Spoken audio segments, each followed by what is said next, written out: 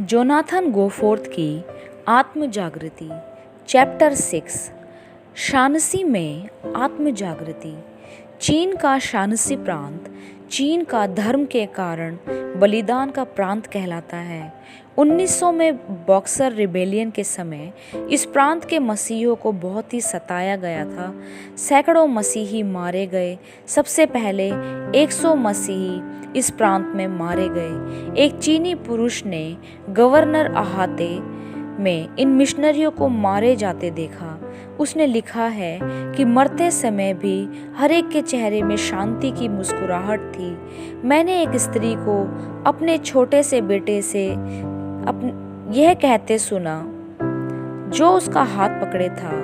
उस स्त्री की बारी आई, वह मार डाली गई। उसका मरा शरीर जमीन पर गिरा, परंतु छोटे बच्चे में कुछ भी डर का चिन्ह ना था। वह अब भी सीधा खड़ा था और अपनी मरी हुई माँ का हाथ जोर से पकड़ा था। उसे भी मार डाला गया। उसका शरीर उसकी माँ के मरे हुए शरीर के बगल में जा गिरा। क्या यह अचरज की बात नहीं है कि इस प्रकार के भयंकर कष्ट में साहस मुझे आपकी बाइबल की बातों को समझने की कोशिश ना कराए और मुझे ये विश्वास करने को मजबूर ना करे कि सच में बाइबल परमेश्वर का वचन है। इस कठोर घटना के 8 वर्षों बाद 1908 ईस्वी में श्री गोफोर्थ ताइयुआन आत्म जागृति सभाएं करने आए। यह कहा गया कि जो मारे गए उनका लहू ही चर्च का बीज हुआ।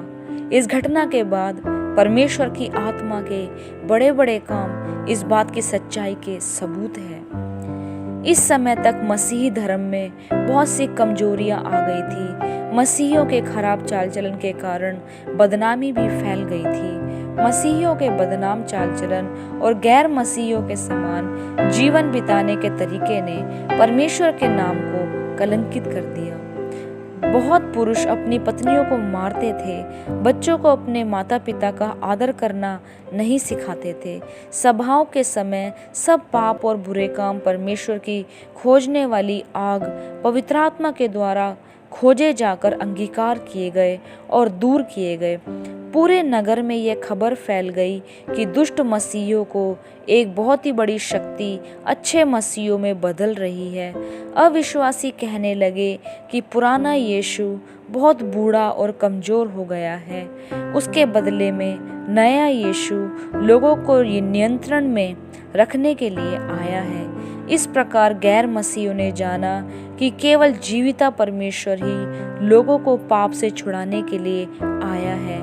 यह लिखा गया कि उसका नाम यीशु रखा जाएगा क्योंकि वह अपने लोगों का पापों से उद्धार करेगा।